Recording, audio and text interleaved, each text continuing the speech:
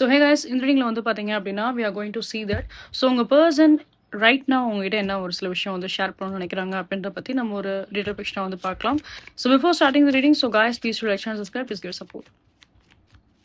So claim this reading by comment 143. ஒரு சில விஷயம் உங்கள் பர்சன் வந்து உங்ககிட்ட வந்து ஹைட் பண்ணுறாங்க.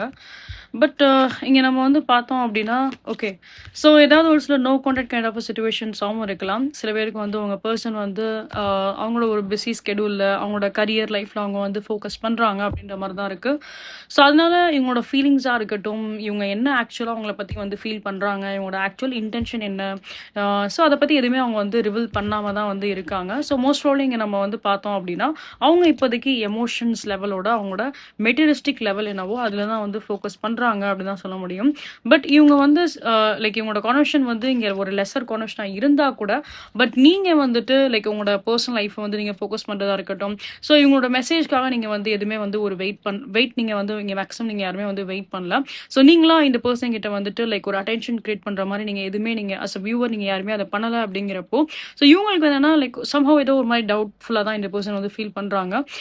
ஸோ அவங்க இல்லாமல் நீங்கள் ஆக்சுவலாக ரொம்ப ஹாப்பியாக இருக்கீங்களோ அப்படின்ற மாதிரி இந்த பர்சனுக்கு ஒரு சில தாட்ஸ் வந்து இருக்க தான் செய்யுது. In such kind of cases இங்கே வந்து நம்ம பார்த்தோம் அப்படின்னா லைக் லிட்டில் பிட் இப்போ அவங்க உங்ககிட்ட பேசல அப்படின்னாலுமே just put like at least hi hello message for your person.